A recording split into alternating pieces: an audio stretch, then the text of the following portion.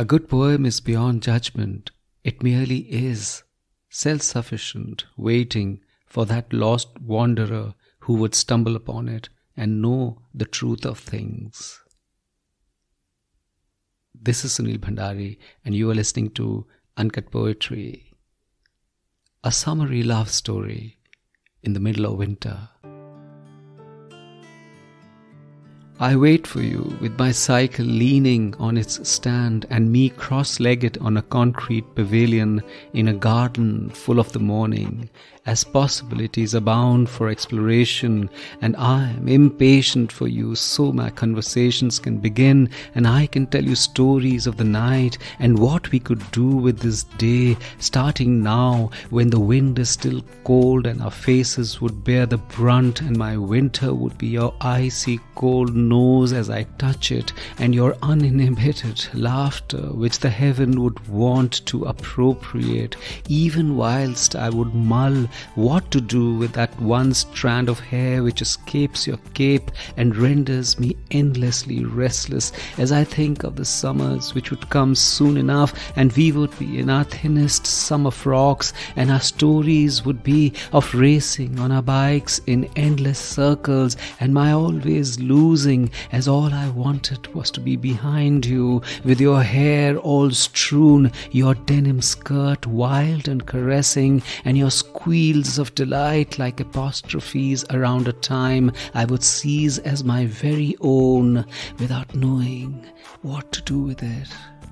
And your squeals of delight like apostrophes around a time I would seize as my very own without knowing what to do with it.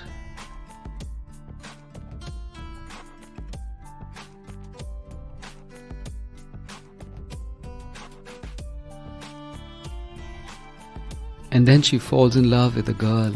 She reads about it and she discovers she is queer, which is odd because she feels normal.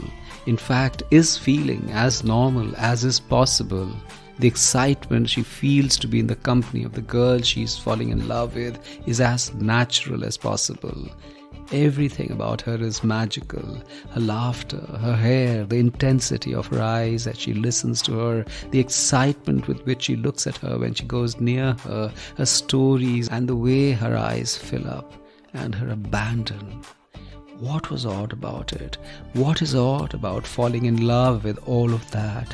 Just because somebody, sometime, some law, somewhere decided what is natural and what is not, here she was feeling odd, God forbid, feeling guilty.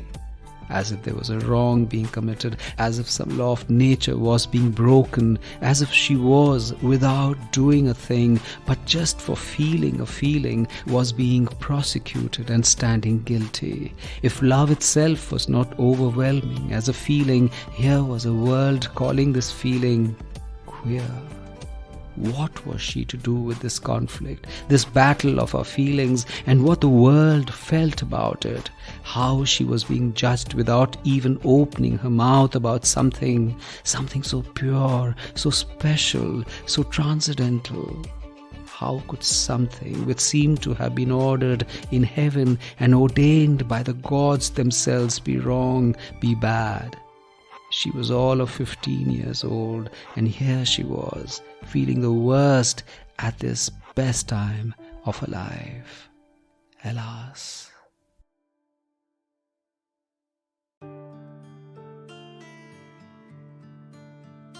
This is Sunil Bhandari, and you are listening to Uncut Poetry. I'm so excited to tell you that I have started a newsletter called The Uncuts. It has my poetry and it has musings on life. Subscribe to it through the link in the show notes and never miss the beat of a good poem or a lovely thought. If you enjoyed what you heard, rate me on Spotify or leave a message on Apple Podcasts, and hear Uncut Poetry on Ghana, JioSaavn, Spotify, Google Podcasts, or anywhere you get your podcasts from. See you next week.